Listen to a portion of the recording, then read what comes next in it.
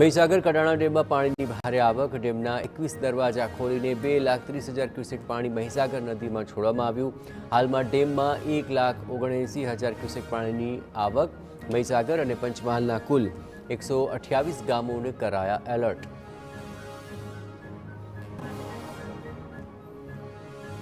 પંચમહાલના પાણમ ડેમમાં પાણીની ભરપૂર આવક. પાણીના આવકમાં વધારો થતાં ડેમના 6 દરવાજા ખોલી મોડી રાત્રે પાણી પાનમ નદીમાં છોડાયું. નદી કાંઠાના નીચાણવાળા વિસ્તારોને કરાયા એલર્ટ. અરવલ્લીના વાત્રક ડેમમાં પાણીની સતત આવકને પગલે વધુ એક દરવાજો ખોલાયો. ડેમના 2 દરવાજામાંથી નદીમાં પાણીનો નિકાલ. રાજસ્થાનના સરહદી વિસ્તારમાં વરસાદને કારણે ડેમમાં 10,000 ક્યુસેક પાણીની આવક. નવસારીમાં 2 દિવસના વિરામ બાદ ફરી વરસાદી માહોલ. જિલ્લાના ગણદેવી, બિલીમોરા, ચીખલી સહિતના વિસ્તારોમાં વરસ્યો વરસાદ. ગણદેવી તાલુકામાં ભારે પવન સાથે ધોધમાર વરસાદ વરસ્યો. વરસાદની સાથોસાથ તેજ પવન ફૂંકાવાને કારણે વાતાવરણમાં પ્રસરી ઠંડક. સુરતના બારડોલી તાલુકામાં ગાજવીજ સાથે ધોધમાર વરસાદ. ગાંધી રોડ અને આસપાસના વિસ્તારમાં તેજ પવન ફૂંકાવાની સાથે ભારે વરસાદ ખાબક્યો. Station road, Shastri road, Dhamroj road સહિતના વિસ્તારોમાં વહેતા થયા વરસાદી પાણી. ભારે પવન સાથે વરસાદને કારણે વાતાવરણ બન્યું ઠંડુગાર. સામાન્ય જનજીવનને પહોંચી અસર. ઉમરપાડા તાલુકામાં ભારે વરસાદથી રસ્તાઓને નુકસાન. અહીં વેલાવીથી ડેડિયાપાડાને જોડતો રસ્તો તૂટી જતા હાલાકી વેઠવાનો આવ્યો વારો. પાણીના ધસમસતા પ્રવાહથી રસ્તો એક સાઈડથી ધોવાયો. પાણી ઓસરતા જ કામગીરી હાથ ધરવાનું તંત્રએ જણાવ્યું. દાહોદમાં ધોધમાર વરસાદ બાદ જોવા મળ્યા સુંદર કુદરતી દ્રશ્યો. કેદારનાથના મંદિરે પાણીનો ધોધ વહેતા અદ્ભુત કુદરતી દ્રશ્યો સર્જાયા. પથ્થરોમાંથી વહેતો ધોધ શરૂ થતાં મંદિર પરિસરમાં અદ્ભુત નજારો જોવા મળ્યો. નયનરમ્ય દ્રશ્યોને જોવા મોટી સંખ્યામાં ઉમટે છે લોકો. દાહોદ જિલ્લામાં વિરામ બાદ ફરી વરસાદી માહોલ જામ્યો છે. લીમખેડા, જાલોદ, દેવગઢ, બારિયા સહિતના વિસ્તારોમાં વરસ્યો વરસાદ. દાહોદ શહેરના અનેક વિસ્તારોમાં ભારે પવન સાથે વરસાદ ખાબક્યો. વહેલી સવારે ધોધમાર વરસાદથી જનજીવનને પહોંચી અસર. દાહોદમાં ભારે વરસાદ બાદ શહેરમાં ભરાયા પાણી. અનેક વિસ્તારોમાં માર્ગો બેટમાં ફેરવાયા હોય તેવા દ્રશ્યો સામે આવ્યા. નીચાણવાળા વિસ્તારોમાં મુખ્ય બજારમાં પાર્ક વાહનો પાણીમાં ડૂબેલા નજરે પડ્યા. તંત્રની પ્રી મોન્સૂન કામગીરીના દાવાઓની ફરી એકવાર ખુલ્લી પોલ. સ્થાનિકોએ પણ તંત્રના મસમોટા દાવાઓ સામે રોષ વ્યક્ત કર્યો.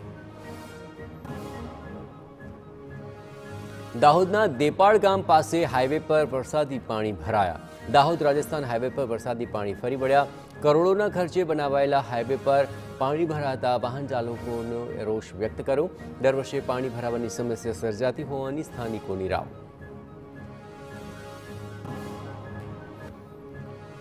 તાપી જિલ્લામાં લાંબા વિરામ બાદ વરસાદી માહોલ. વ્યારા સહિતના તાલુકાઓમાં વરસાદી ઝાપટા પડ્યા.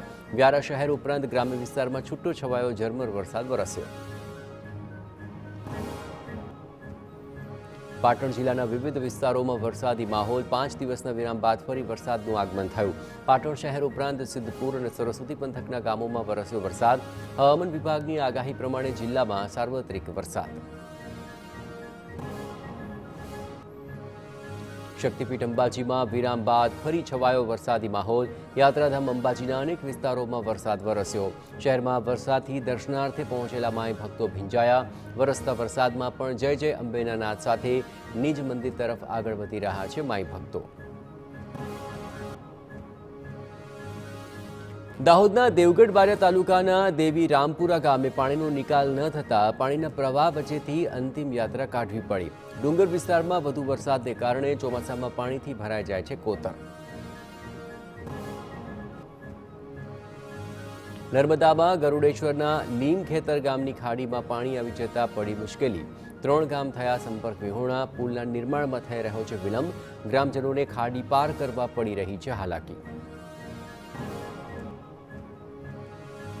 તો વલસાડના કપરાડાના કુંભઘાટ પર ખાડામાં ફસાઈ એસટી બસ. બસમાં સવાર વિદ્યાર્થીઓ અને મુસાફરોએ ધક્કા મારી બસને ખાડામાંથી બહાર કાઢી. વારંવાર રજૂઆત કરવા છતાં પણ તંત્રએ નથી પૂર્યા ખાડા. ખાડાને કારણે મોટી દુર્ઘટના સર્જાવાનો ભય. બનાસકાંઠામાં ભારે વરસાદથી ખેતરોમાં ભરાયા પાણી. ગ્રામ્ય વિસ્તારના ખેતરોમાં વરસાદી પાણી ભરાવાને કારણે કૃષિ પાકને નુકસાનની ભીતિ. ખેડૂતોના મતે વધુ વરસાદ થશે તો ખેતરોમાં પાક કોહવાશે. મગફળી, બાજરી અને ઘાસચારા સહિતના પાકને પહોંચી શકે છે નુકસાન. બનાસકાંઠાના પાલનપુરમાં 1 ઇંચ વરસાદમાં અંબાજી હાઈવે ફરી પાણી થયો. સામાન્ય વરસાદમાં જ પાલનપુર અંબાજી હાઈવે પર ભરાયા ઢીચણસામાં પાણી. 2 દિવસમાં ભાદરવી પૂનમના મહામેળામાં આ જ માર્ગ પરથી પસાર થશે લાખો પદયાત્રીઓ. છતાં તંત્રના આંખ આડા કાન. અંબાજીમાં વરસાદી માહોલ વચ્ચે ગટરના પાણી ઉભરાયા. રસ્તા પર ભરાયેલા વરસાદી પાણીમાં ગટરના પાણી ભળી ચૂક્યા છે. ભાદરવી પૂનમના મેળાને બાકી છે હવે ગણતરીના દિવસો. એવા સમયે ગટરના પાણી ઉભરાતા પાલિકાની તૈયારીઓની ખુલ્લી પોલ. માય ભક્તોને ગટરના ગંદા પાણીમાંથી પસાર થવાનો આવ્યો વારો. ભરૂચમાં વરસાદના વિરામ છતાં પાણીના નિકાલની સમસ્યા ઠેરની ઠેર. વોર્ડ નંબર 5માં સ્થાનિકોની ઘૂંટણસમાં પાણીમાંથી પસાર થવાની આવી નોબત. છેલ્લા 15 દિવસથી છે આ જ સ્થિતિ. 3 દિવસમાં પાણીનો નિકાલ નહીં થાય તો પ્રમુખની કેબિનમાં પાણી ઠાલવવાની સ્થાનિકોની ચીમકી. રાજકોટના ધોરાજીમાં રોડ રસ્તા બાબતે નાગરિકોનો અનોખો વિરોધ. ઉબડ-ખાબડ રસ્તાઓથી ત્રસ્ત જનતાએ શહેરમાં પોસ્ટર્સ લગાવ્યા. તંત્ર પર ભ્રષ્ટાચારના આરોપ સાથે પોસ્ટર્સ લાગ્યા. લાખોના ખર્ચ બાદ પણ રસ્તા રિપેર ન થતા જનતાએ પોસ્ટરમાં ઉઠાવ્યા સવાલ. વડોદરામાં ડેન્ગ્યુ અને મલેરિયાના કેસમાં સતત વધારો. 24 કલાકમાં 3 મલેરિયા તો ડેન્ગ્યુના વધુ 5 કેસ પોઝિટિવ નોંધાયા. ચિકનગુનિયાના પણ શંકાસ્પદ 6 કેસ નોંધાયા. ચાલુ મહિને પાલિકાના ચોપડે 36 તો એસએસજીમાં 23 ડેન્ગ્યુના કેસ નોંધાયા, જ્યારે મલેરિયાના 15 અને એસએસજીમાં 5 દર્દીઓ નોંધાયા. વડોદરામાં પૂર બાદ હજુ પણ લોકોમાં પાલિકા પ્રત્યે રોષ યથાવત. શહેરના ઉત્તર ઝોન નાગરિક સમિતિના લોકોએ માંગણીઓ કરતા બેનર્સ લગાવ્યા. વિશ્વામિત્રીના દબાણો હટાવવાની માંગણી સાથે લગાવ્યા બેનર્સ. વડોદરામાં 6 માસમાં પાલેજ નારેશ્વર રોડ ખખડધજ થતા સવાલો ઉઠ્યા છે. રાહદારીઓ તેમજ નારેશ્વર દર્શનાર્થે જતા આવતા શ્રદ્ધાળુઓ હેરાન પરેશાન. 6 મહિના પહેલા 32 કરોડના ખર્ચે 10 મીટર પહોળો 19 કિલોમીટર લાંબો રોડ બનાવાયો હતો. વડોદરાના લોકોને સ્ટેન્ડિંગ કમિટી ચેરમેને આપી સલાહ. વિશ્વામિત્રી પ્રોજેક્ટ પૂર્ણ ન થાય ત્યાં સુધી હાલાકી ભોગવવાની તૈયારી રાખવા સૂચના. વરસાદ સાથે જીવતા શીખવાની શીતલ મિસ્ત્રીએ આપી શિખામણ. ઘર દીઠ 1 ટ્યુબ વસાવવાની કરી વાત. પૂરના દોષનો ટોપલો ઢોળ્યો ગ્લોબલ વોર્મિંગ પર. નવસારીમાં બિસ્માર રસ્તાઓ અંગે પાલિકા આવી હરકતમાં. રસ્તાઓ તૂટી જતા પાલિકાએ કોન્ટ્રાક્ટરોને ફટકારી નોટિસ. 18 જેટલા રસ્તાઓ 3 વર્ષની સમયમર્યાદામાં તૂટી જતા નોટિસ મોકલી. 3 વર્ષની ગેરંટી પીરિયડમાં રસ્તાઓ તૂટી પડ્યા લેવાયા નિર્ણય. મહીસાગરના ખાનપુરમાં ભારે વરસાદથી ભરાયા પાણી.